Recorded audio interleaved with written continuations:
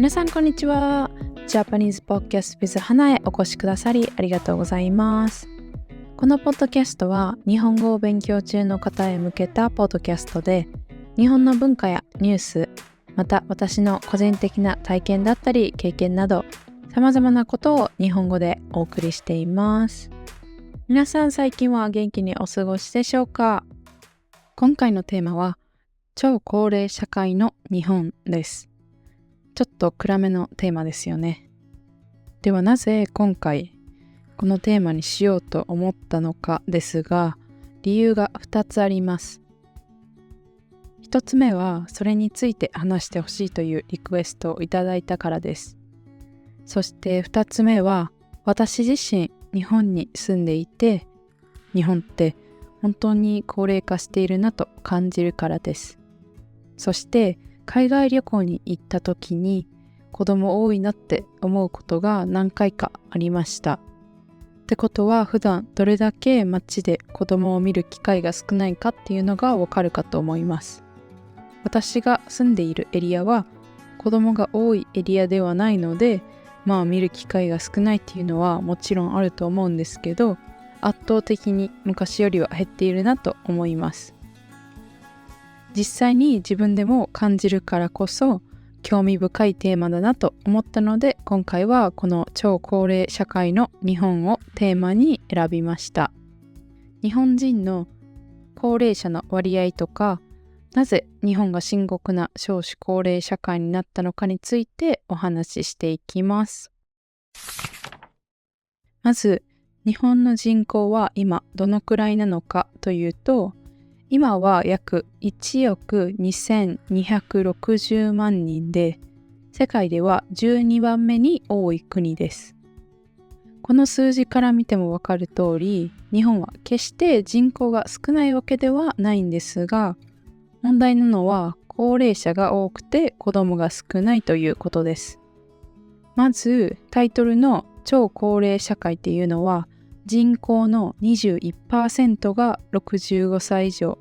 ということになると、その社会は超高齢社会と言います。そして2022年、日本人口の 29% が65歳以上で、この人数は約3623万人だそうです。この数字から見ても、この3623万人が65歳以上の国、割合で言うと 29% 以上って考えると普通にやばくないですか？そして約30年後の2050年には 36% が高齢者、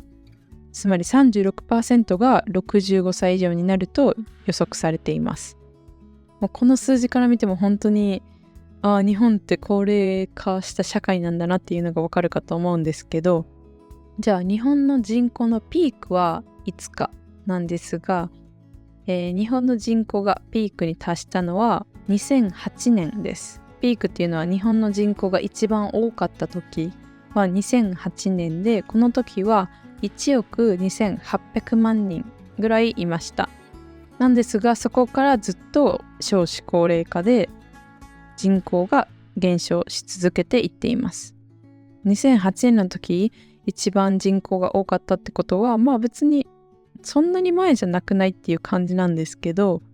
ではなぜこの2008年をピークに人口がずっと減り続けていってるか、高齢化が進んでいるのかについてなんですが、大きな要因の一つは戦後のベビーブーム期に生まれた世代が高齢者になって、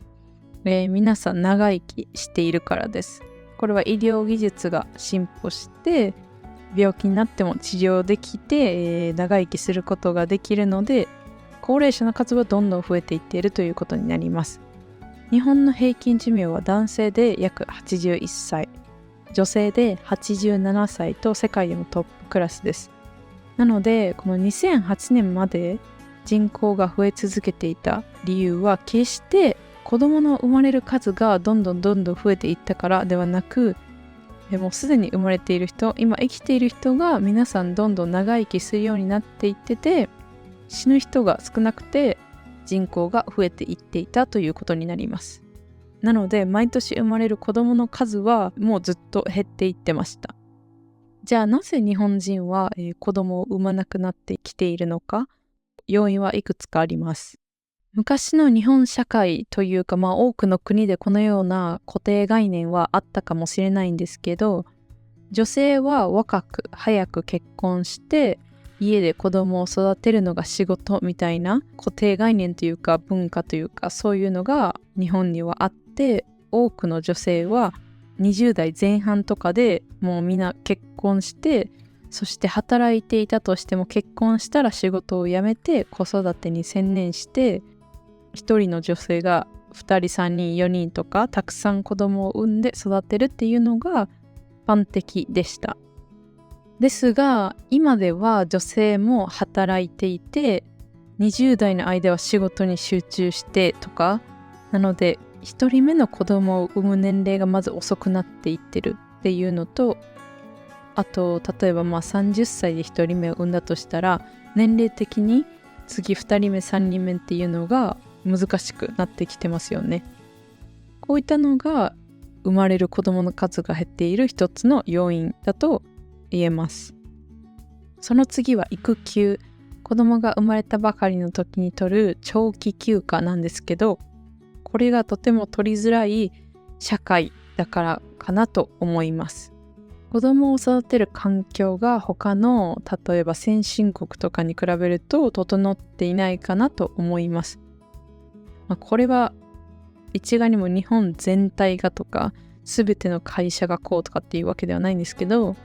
そうですね、他の国と比べるとまだまだ整っていない部分が多いかなと思います。子供を育てるにはお金がかかるので、夫婦2人とも働いている家庭がほとんどかなと思います。特に昔に比べると。そして働いていて子供を産むために、休む必要がありますよね。子供を妊娠している時とか生まれたばかりの時って女性は特に働くことができないですよね。そして男性側もサポートのために育休といってそういった休みを取ることがあると思うんですけど、これが日本では本当に取りづらくて、なのでその夫婦間で子供を産むのはやめよっかとか、産んでも1人マックス2人だなとか、そういった子供が産みにくい環境があるので、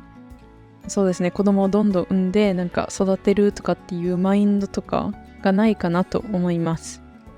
もちろん制度はあるんですけど、今例えば上司の、60代50代40代ぐらいの方の時代だと、まずそういった特に男性は育休で休むみたいなマインドとか制度とかそういったものはなかったかなと思います。なので今部下の方々が、そういった休みを使うとなるともちろん大丈夫なんですけど、